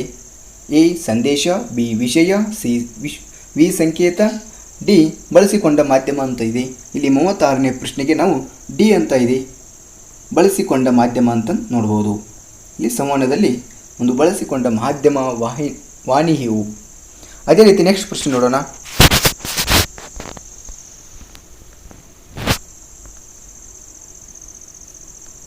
ನೋಡ್ರಲ್ಲಿ ಎ ಇಂದ ಡಿ ವರೆಗೆ ಕೊಟ್ಟಿರುವ 4 ಪದಗಳಲ್ಲಿ 3 ಪದಗಳು ಸದೃಶ್ಯವಾಗಿವೆ ಮತ್ತು ಒಂದು ಸದೃಶ್ಯವಾಗಿಲ್ಲ. ಸದೃಶ್ಯವಾಗಿರದ ಒಂದು ಆ ಒಂದು ಕಂಡುಹಿಡಿಯಿರಿ ಅಂತ ಇದೆ. ಚಂದ್ರ ಆಗಿರ್ಬೋದು, ಶನಿ ಆಗಿರ್ಬೋದು, ಶುಕ್ರ ಆಗಿರ್ಬೋದು, ಭೂಮಿ ಆಗಿರ್ಬೋದು. ಇಲ್ಲಿ ನಮಗೆ ಆಪ್ಷನ್ಸ್ ಯಾವುದಾಗುತ್ತೆ 37ನೇ ಒಂದು ಪ್ರಶ್ನೆಗೆ ಆಪ್ಷನ್ಸ್ ನಮಗೆ ಇಲ್ಲಿ ಭೂಮಿ ಅಂತ ನೋಡ್ಬೋದು. ಇಲ್ಲ ಅಂದರೆ 2 ಆಪ್ಷನ್ಸ್ಗಳನ್ನು ಕೊಟ್ಟಿದ್ದಾರೆ ಕೀ ಆನ್ಸರ್ನಲ್ಲಿ. 2 ಆಪ್ಷನ್ಸ್ಗಳು ನಮಗೆ 37ನೇ ಪ್ರಶ್ನೆಗೆ ಆಗುತ್ತೆ. ಅದೇ ರೀತಿ 38ನೇ ಪ್ರಶ್ನೆ ನೋಡ್ರಿ. ಈ ಕೆಳಗೆ ಒಂದು ಅಪೂರ್ಣವಾದ ವಾಕ್ಯವನ್ನು ಕೊಟ್ಟಿದ್ದು ನಂತರ 4 ಸಂಭವನೀಯ ಆಯ್ಕೆಗಳನ್ನು ಕೊಟ್ಟಿದೆ. ವಾಕ್ಯವನ್ನು ಪೂರ್ಣಗೊಳಿಸಲು ಅತ್ಯಂತ ಸರಿಯಾದ ಒಂದು ಆಯ್ಕೆಯನ್ನು ಆರಿಸಿ ಅಂತ ಇದೆ. ಭಿಕ್ಷುಕರಿಗೆ ಭಿಕ್ಷೆಯನ್ನು ನೀಡಬಾರದು ಏಕೆಂದರೆ ಏನು ನೋಡ್ರಿ, ಇದು ಒಂದು ಬಹಳ ಕೆಟ್ಟ ಅಭ್ಯಾಸ ಅಂತ ಇದೆ. ಬಿ ಇದು ಅವರನ್ನು ಮೈಗಳನ್ನಾಗಿಸುತ್ತದೆ ಮತ್ತು ಇತರರ ಮೇಲೆ ಅವಲಂಬಿಸುವಂತೆ ಅಥವಾ ಪರಾವಲಂಬಿಯನ್ನಾಗಿ ಮಾಡುತ್ತದೆ ಅಂತ ಇದೆ. ಸಿ ಇದು ಕಾನೂನು ಪ್ರಕಾರ ನಿಷೇಧಿಸಲ್ಪಟ್ಟಿದೆ. ಡಿ ಅವರ ಕೆಟ್ಟ ಚಟುವಟಿಕೆಗಳಲ್ಲಿ ಸ್ವಚ್ಛರಾಗುತ್ತಾರೆ ಅಂತ ಇದೆ. ಇಲ್ಲಿ ನಮಗೆ 38ನೇ ಒಂದು ಪ್ರಶ್ನೆಗೆ ಆಪ್ಷನ್ಸ್ ನಮಗೆ ಡಿ ಆಗಿರುವಂಥದ್ದು ಇಲ್ಲ ಬಿ ಅಂತ ನೋಡಿದ್ವಿ. 2 ಪ್ರಶ್ನೆಗಳು ಕರೆಕ್ಟ್ ಆಗಿರುವಂಥದ್ದು ಅಂತಂದು ಹೇಳ್ತಾರೆ. ಇನ್ನು 39ನೇ ಪ್ರಶ್ನೆ ನೋಡ್ರಿ.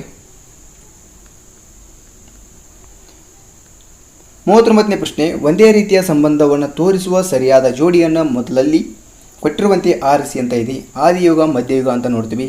ಇಲ್ಲಿ ಆಪ್ಷನ್ಸ್ ನೋಡ್ಬೋದು. ಎ ಹಿಮಗಡ್ಡೆ, ಬಿ ಮುಳ್ಳು ಗುಲಾಬಿ ಅಂತ ನೋಡ್ತೀವಿ, ಸಿ ಗೊರಿಲ್ಲಾ ಸೈನಿಕ ಅಂತ ನೋಡ್ತೀವಿ, ಡಿ ಡೈನೋಸಾರ್ ಡ್ರ್ಯಾಗನ್ ಅಂತ ನೋಡ್ತೀವಿ. ಇಲ್ಲಿ ಆಪ್ಷನ್ಸನ್ನು ನೋಡ್ಬೋದು. 39ನೇ ಪ್ರಶ್ನೆಗೆ ನಾವು ಹಿಮ ಮತ್ತು ಹಿಮಗಡ್ಡೆ ಅಂತ ನೋಡ್ತೀವಿ. ಇನ್ನು 40ನೇ ಪ್ರಶ್ನೆ ನೋಡ್ರಿ. 40ನೇ ಪ್ರಶ್ನೆ ಕೊಟ್ಟಿರುವ ಒಂದು ಸಂಖ್ಯಾ ಶ್ರೇಣಿಯಲ್ಲಿ ಕ್ರಮಬದ್ಧವಲ್ಲದ ಒಂದು ಶ್ರೇಣಿಯನ್ನು ಗುರುತಿಸಿ ಅಂತ ಇದೆ. ಆಪ್ಷನ್ಸ್ಗಳನ್ನು ನೋಡ್ರಿ. ಆಪ್ಷನ್ಸ್ಗಳ ಒಂದು ಮುಖಾಂತರ ನಾವು ಇಲ್ಲಿ ಕಂಡುಹಿಡಿಬೇಕು. ಇವುಗಳ ಒಂದು ಡಿಫ್ರೆಂಟ್ ಎಷ್ಟಿದೆ ನೋಡ್ರಿ. 3 ಮತ್ತು 9ರ ನಡುವಿನ ಡಿಫರೆನ್ಸ್ ಎಷ್ಟಿದೆ? 6 ಇದೆ. 9 ಮತ್ತು 6ರ ನಡುವಿನ ಒಂದು ಎಷ್ಟು ಕಡಿಮೆ ಆಗಿದೆ? 9ರಲ್ಲಿ 6ನ್ನು ಕಳೆದರೆ ಎಷ್ಟು? 3. ಇಲ್ಲಿ ನೋಡ್ಬೋದು ನಾವು ಏನು ಕೊಟ್ಟಿದ್ದಾರೆ ಅವರು. ಈ 27 ಎಷ್ಟು ಡಿಫರೆಂಟ್ ಆಗುತ್ತೆ ನೋಡ್ರಿ, 21 ಆಯಿತು. ಅದೇ ರೀತಿ ಮುಂದಿನ ಒಂದು ಪ್ರಶ್ನೆಗಳನ್ನು ನೋಡ್ರಿ. ಇಲ್ಲಿ ನಮಗೆ ಡಿಫರೆಂಟ್ಗಳನ್ನು ಕೊಟ್ಟಿಲ್ಲ ಅವರು, ಡಿಫರೆಂಟ್ಗಳನ್ನು ಕೊಟ್ಟಿರೋ ಬದಲಿ ಯಾವ ರೀತಿ ಕೊಟ್ಟಿದ್ದಾರೆ ಅಂದರೆ ಇಲ್ಲಿ ನಾವು 3 ಮೂರಲೇ ಎಷ್ಟು? 9. 9ರಾಗ 3 ಕಳೆದರೆ ಎಷ್ಟು? 6. 9ರಾಗ 3 ಕಳೆದರೆ ಎಷ್ಟು? 6 ಆಗುತ್ತೆ. ಇಲ್ಲಿ 9 ಮೂರಲೇ ಮತ್ತು 27 ನೋಡ್ರಿ ಏನು ಮಾಡಿದ್ದಾರೆ ಅವರು, 3 ಮೂರಲೇ 3 8 3 ಮಾಡಿದ್ದಾರೆ, 9 ಆಯಿತು. ಇಲ್ಲಿ 9ರಲ್ಲಿ -3 ಮಾಡಿದ್ದಾರೆ, 6 ಬಂತು. ನೆಕ್ಸ್ಟು 9 × 3 ಮಾಡಿದ್ದಾರೆ, 27 ಬಂತು ನಮಗೆ. ಅಂದರೆ ಇಲ್ಲೇ ನೋಡ್ರಿ ಈ ಎರಡೂ ಸಂಖ್ಯೆಗಳನ್ನ ಮತ್ತೆ ಇಂಟು ಮಾಡಿ ಈ 27 ಬರೆದಿದ್ದಾರೆ. ಅದೇ ರೀತಿ ನೆಕ್ಸ್ಟ್ ಬಿ ಅನ್ನು ನೋಡ್ರಿ. ಬಿ ಏನಿದೆ? 7 21. 7 ಮೂರಲೇ ಎಷ್ಟು? 21. 21ರಲ್ಲಿ 7ನ್ನು ಕಳೆದರೆ ಎಷ್ಟು? 14 ನೋಡ್ರಲ್ಲಿ. 14 ಅಂದರೆ ಎಷ್ಟು ಕಳಿಬೇಕು? 7ನ್ನು ಕಳೀರಿ.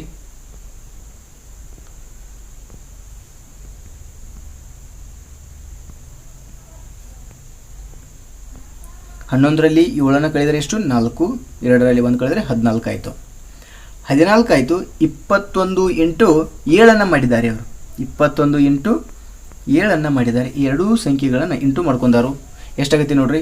7 1 7, 7 2 14 ಅಂದರೆ 147 ಬಂತು ನಮಗೆ. ಇದು ಸಹಿತ ಕರೆಕ್ಟ್ ಆಗಿರುವಂಥದ್ದು. ನೆಕ್ಸ್ಟ್ ಮೂರನೇ ಒಂದು ಪ್ರಶ್ನೆ ನೋಡ್ರಿ.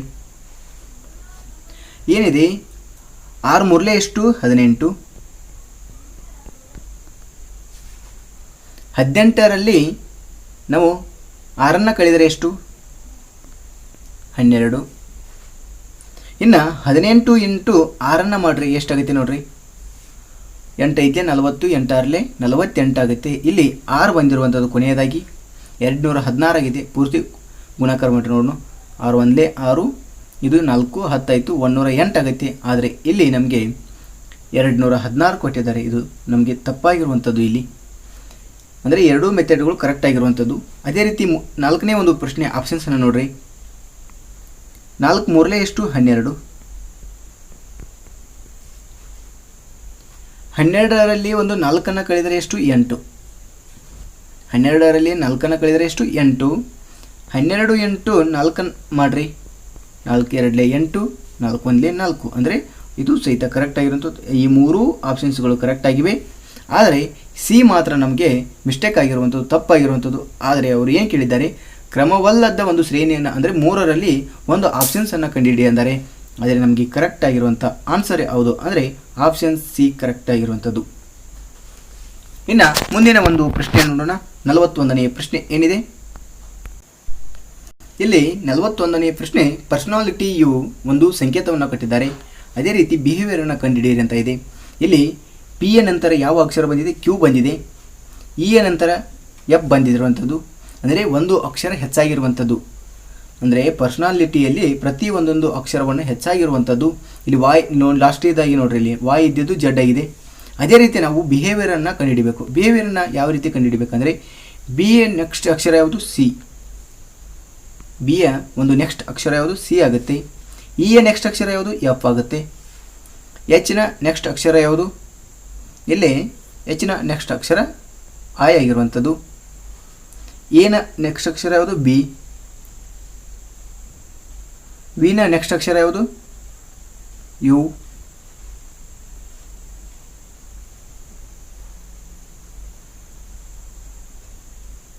ಸಾರಿ, ಡಬ್ಲ್ಯೂ ಆಗುತ್ತೆ. ವಿ ನ ನೆಕ್ಸ್ಟ್ ಅಕ್ಷರ ಯಾವುದು? ಡಬ್ಲ್ಯೂ ಆಗುತ್ತೆ. ಅದೇ ರೀತಿ ಐ ನ ನೆಕ್ಸ್ಟ್ ಅಕ್ಷರ ಯಾವುದು?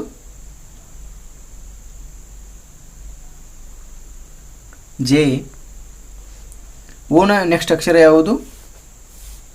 ಪಿ ಆಗುತ್ತೆ. ನೆಕ್ಸ್ಟು ಯು ನ ನೆಕ್ಸ್ಟ್ ಅಕ್ಷರ ಯಾವುದು? ವಿ ಆಗುತ್ತೆ. ಎಸ್ನ ನೆಕ್ಸ್ಟ್ ಅಕ್ಷರ ಯಾವುದು? ಸಾರಿ, ಆರ್ನ ನೆಕ್ಸ್ಟ್ ಅಕ್ಷರ ಯಾವುದು? ಎಸ್ ಆಗುತ್ತೆ. ಇಲ್ಲಿ ನೋಡ್ಬೋದು CFIBWTPVS ಅಂತ ಇದೆ. ಆಪ್ಷನ್ಸ್ ನೋಡ್ಬೋದು. ಆಪ್ಷನ್ಸ್ ನಮಗೆ CF ಅಂತ ಬಂದಿರುವಂಥದ್ದು. ಮೊದಲೇ 2 ಅಕ್ಷರಗಳು ಯಾವುದು? ಇಲ್ಲಿ ಆಪ್ಷನ್ ಸಿ ಕರೆಕ್ಟ್ ಆಗಿರುವಂಥದ್ದು. 41ನೇ ಪ್ರಶ್ನೆಗೆ ಆಪ್ಷನ್ ಸಿ ಕರೆಕ್ಟ್ ಆಗಿದೆ. ಇನ್ನು ನೆಕ್ಸ್ಟ್ ಪ್ರಶ್ನೆ ನೋಡೋಣ. 42ನೇ ಪ್ರಶ್ನೆ. 1 ಮತ್ತು 2 ಎಂಬ ಹೇಳಿಕೆಗಳು ಮತ್ತು ಎ ಮತ್ತು ಬಿ ಎಂಬ 2 ನಿರ್ಣಯಗಳನ್ನು ಅನುಸರಿಸಿದ್ದು ಹೇಳಿಕೆಗಳು ಸತ್ಯವಾಗಿವೆ ಎಂದು ಎಣಿಕೆಯನ್ನು ಹೊಂದಿದ್ದರೆ ಕೆಳಗಿನ ಯಾವ ಒಂದು ನಿರ್ಣಯವನ್ನು ತಾರ್ಕಿಕವಾಗಿ ಅನುಸರಿಸುವುದು ಅಂತ ಇದೆ. ಎಲ್ಲ ಗಂಡಸರು ನಶ್ವರರು ಅಂತ.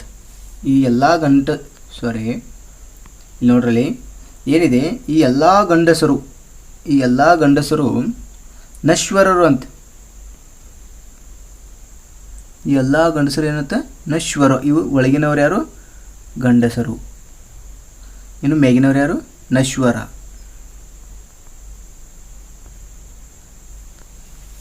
ಇನ್ನು ಹೇಳಿಕೆ ನೋಡ್ರಲ್ಲಿ ಏನಿದೆ, ಸೆಕೆಂಡ್ ಒನ್ನು, ಶ್ರೀರಾಮನು ಒಬ್ಬ ಗಂಡಸು ಅಂತ ಇದೆ. ಶ್ರೀರಾಮನು ಒಬ್ಬ ಗಂಡಸು ಅಂತ ಇದೆ. ಇಲ್ಲಿ ನಿರ್ಣಯಗಳನ್ನು ನೋಡ್ರಿ. ಎಲ್ಲ ಗಂಡಸರು ಶ್ರೀರಾಮನವರು ಅಂದರೆ ನೋಡ್ರಲ್ಲಿ ಎಲ್ಲ ಗಂಡಸರು ಶ್ರೀರಾಮನವರು ಹೆಂಗಾಗ್ತಾರೋ ತಪ್ಪಾಗುತ್ತೆ ಇದು. ಅದೇ ರೀತಿ ಬಿ ಅನ್ನು ನೋಡ್ರಿ. ಶ್ರೀರಾಮನು ನಶ್ವರನು ಅಂತೆ. ಅಂದರೆ ಶ್ರೀರಾಮನು ಏನಾಗುತ್ತಾನೆ? ನಶ್ವರನು ಅಂದರೆ ಕರೆಕ್ಟ್ ಆಗಿರುವಂಥದ್ದು. ಇಲ್ಲಿ ಆಪ್ಷನ್ಸ್ ನಮಗೆ 42ನೇ ಒಂದು ಪ್ರಶ್ನೆಗೆ ಆಪ್ಷನ್ಸ್ ನೋಡ್ಬೋದು. ಆಪ್ಷನ್ಸ್ ಬಿ ಕರೆಕ್ಟ್ ಆಗಿರುವಂಥದ್ದು. ಅಂದರೆ ಬಿ ಮಾತ್ರ ನಮಗೆ ಶ್ರೀರಾಮನು ನಶ್ವರನಾಗುತ್ತಾನೆ. ಎಲ್ಲ ಗಂಡಸು ಶ್ರೀರಾಮನು ಆಗಲಿಕ್ಕೆ ಸಾಧ್ಯ ಇಲ್ಲ. ಇನ್ನು 43ನೇ ಪ್ರಶ್ನೆ ನೋಡೋಣ. ಸಂಶೋಧನೆಯ ಒಂದು ಅತ್ಯುತ್ತಮ ಅರ್ಥವು ಅಂತ ಕೊಟ್ಟಿದ್ದಾರೆ. ಆಪ್ಷನ್ಸ್ಗಳನ್ನು ನೋಡ್ರಿ. ಎ ಜ್ಞಾನದ ಸೃಷ್ಟಿ ಮತ್ತು ಅನ್ವಯಿಕತೆಗಾಗಿ ವೈಜ್ಞಾನಿಕ ಕ್ರಮದ ಒಂದು ಅಳವಡಿಕೆ.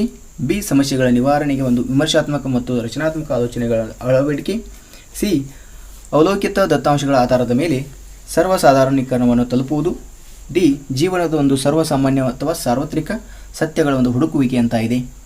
ಇಲ್ಲಿ 43ನೇ ಒಂದು ಪ್ರಶ್ನೆಗೆ ನಾವು ಆಪ್ಷನ್ಸನ್ನು ನೋಡ್ರಿ. ಡಿ ಕರೆಕ್ಟ್ ಆಗಿರುವಂಥದ್ದು. ಇನ್ನು 44ನೇ ಪ್ರಶ್ನೆ ನೋಡ್ರಿ. ಸಂಶೋಧನಾ ವರದಿಯನ್ನು ಅಂತಿಮಗೊಳಿಸುವ ಸಮಯದಲ್ಲಿ ಈ ಕೆಳಗಿನ ಒಂದು ಮುನ್ನೆಚ್ಚರಿಕೆಯ ಒಂದು ಅಗತ್ಯವಿಲ್ಲ ಅಂತ ಕೊಟ್ಟಿದ್ದಾರೆ. ಎ ಎಲ್ಲ ತೀರ್ಪುಗಳು ಸಂಶೋಧನಾ ಪ್ರಶ್ನೆಗಳಿಗೆ ಒಂದು ಸಂಬಂಧಿಸಿರುವುದು. ಬಿ ದತ್ತಾಂಶಗಳ ನ್ಯಾಯಸಮ್ಮತ ಒಂದು ಸಮರ್ಥನೆ ಮತ್ತು ನಂಬಲರ್ಹತೆ ಒಂದು ನಿಶ್ಚಿತತೆ. ಸಿ ಕಲಿಕೆಯ ಒಂದು ಸಾರ್ವತ್ರಿಕರಣವು ಒಪ್ಪಂದದೊಳಗೆ ಇರುವಿಕೆ ಒಂದು ಸಿದ್ಧಾಂತದೊಂದಿಗೆ. ಡಿ ವಿಶ್ಲೇಷಣೆಯ ಒಂದು ಸ್ವೀಕೃತಿಯ ಉಪಯೋಗಿಸಿದ ಒಂದು ದತ್ತಾಂಶಕ್ಕೆ ಸರಿ ಹೊಂದಿದೆ ಅಂತ ಇದೆ. 44ನೇ ಪ್ರಶ್ನೆಗೆ ನಮಗೆ ಆನ್ಸರ್ ಯಾವುದಾಗುತ್ತೆ? ಬಿ ಕರೆಕ್ಟ್ ಆಗಿರುವಂಥದ್ದು.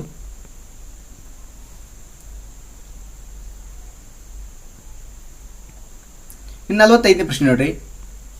ಈ ಕೆಳಗಿನವುಗಳಲ್ಲಿ ಸರಿಯಲ್ಲದ ಹೇಳಿಕೆ ಅಂತ ಕೊಟ್ಟಿದ್ದಾರೆ. ಎ ಕಲಿಕೆಯ ಒಂದು ಮೌಲ್ಯೀಕರಣವು ಯೋಜನೆಯ ಒಂದು ವಸ್ತುನಿಷ್ಠತೆ ಮೇಲಿನ ಒಂದು ಆಧಾರಿತವಾಗಿದೆ. ಬಿ ಸಂಶೋಧನೆಯ ಒಂದು ಚಮತ್ಕಾರಗಳು ಇರುವ ಒಂದು ಸ್ಥಿತಿಯ ಒಂದು ಪರೀಕ್ಷೆಯಾಗಿದೆ. ಸಿ ಮೌಲ್ಯೀಕರಣದ ಒಂದು ಅಭ್ಯಾಸಗಳು ಯೋಜನೆಯ ಒಂದು ಬೇರೆ ಬೇರೆ ಹಂತಗಳಲ್ಲಿ ಹರಡಿಕೊಂಡಿವೆ ಅಂತ ಇದೆ. ಡಿ ಮೌಲ್ಯೀಕರಣ ಮತ್ತು ಸಂಶೋಧನಾ ಕಲಿಕೆಯ ಒಂದು ಮಧ್ಯೆ ಯಾವುದೇ ಭೇದವಿಲ್ಲ ಅಂತ ಕೊಟ್ಟಿದ್ದಾರೆ. ಇಲ್ಲಿ 45ನೇ ಪ್ರಶ್ನೆಗೆ ನಮಗೆ ಆಪ್ಷನ್ಸ್ ನೋಡೋದು. ಆಪ್ಷನ್ಸ್ ಎ ಕರೆಕ್ಟ್ ಆಗಿರುವಂಥದ್ದು. ಇನ್ನು ನೆಕ್ಸ್ಟ್ ಪ್ರಶ್ನೆ ನೋಡೋಣ. 46ನೇ ಪ್ರಶ್ನೆ. ಸಂಶೋಧನೆಯ ಒಂದು ಗುಣಮಟ್ಟವಿರುವುದು ಇದರ ಒಂದು ಅಂತ ಕೊಟ್ಟಿದ್ದಾರೆ. ಎ ವಸ್ತುನಿಷ್ಠತೆಯಲ್ಲಿ, ಬಿ ವಿಶ್ವಸನೀಯತೆಯಲ್ಲಿ, ಸಿ ಉಪಯುಕ್ತತೆಯಲ್ಲಿ, ಡಿ ಯಥಾಪ್ರಗತಿಯಲ್ಲಿ ಅಂತ ಕೊಟ್ಟಿದ್ದಾರೆ.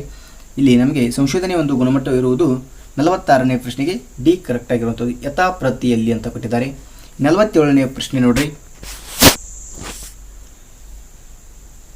ಈ ಕೆಳಗಿನವುಗಳಲ್ಲಿ ಸಂಶೋಧನೆಯ ಒಂದು ನೀತಿ ಬಾಹಿರ ನಡತೆಗಳನ್ನು ಗುರುತಿಸಿ ಅಂತ ಕೊಟ್ಟಿದ್ದಾರೆ. ಒಂದನೇದನ್ನು ನೋಡ್ಬೋದು. ಇತರ ಸಂಶೋಧನೆಗಳಿಂದ ನಕಲು ಮಾಡುವುದು, ದತ್ತಾಂಶಗಳಿಂದ ಸ್ವಲ್ಪ ವಿಷಯಾಂತರಗೊಂಡಿದ್ದ ತೀರ್ಪುಗಳನ್ನು ಪ್ರಕಟಿಸುವುದು. ಮೂರನೇ ಒಂದು ಪ್ರಶ್ನೆ ಇದು ನೋಡ್ಬೋದು. ಸಂಶೋಧನೆಯ ಪೂರ್ಣಗೊಂಡ ನಂತರ ದತ್ತಾಂಶಗಳ ಆಧಾರಗಳನ್ನು ಹಂಚಿಕೊಳ್ಳುವುದು. 4ನೇದು ಊಹೆಗಳ ಮೇಲೆ ಭಾಷೆಗೆ ಒಂದು ಪ್ರಾಮುಖ್ಯತೆಯನ್ನು ಕೊಡುವುದು ಅಂತ ಇದೆ. 47ನೇ ಪ್ರಶ್ನೆಗೆ ನಮಗೆ ಆನ್ಸರ್ ಯಾವುದಾಗುತ್ತೆ ಅಂದರೆ ಆಪ್ಷನ್ ಸಿ ಕರೆಕ್ಟ್ ಆಗಿರುವಂಥದ್ದು. ಅಂದರೆ ಯಾವ್ಯಾವು ನೋಡ್ರಿ. ಒಂದು ಇತರ ಸಂಶೋಧನೆಗಳಿಂದ ನಕಲು ಮಾಡುವುದು, ಅದೇ ರೀತಿ ದತ್ತಾಂಶಗಳಿಂದ ಸ್ವಲ್ಪ ವಿಷಯವನ್ನು ಗೊಳಿಸಿ ತೀರ್ಪುಗಳನ್ನು ಪ್ರಕಟಿಸುವುದು, ಅದೇ ರೀತಿ ಊಹೆಗಳ ಮೇಲೆ ಭಾಷೆ ಪ್ರಾಮುಖ್ಯತೆಯನ್ನು ಕೊಡುವುದು ಅಂತಂದು ಕೊಟ್ಟಿದ್ದಾರೆ. ಆನ್ಸರ್ ನಮಗೆ ಸಿ ಕರೆಕ್ಟ್ ಆಗಿರುವಂಥದ್ದು. ಇನ್ನು ನೆಕ್ಸ್ಟ್ ಪ್ರಶ್ನೆ ನೋಡೋಣ. 48ನೇ ಪ್ರಶ್ನೆ.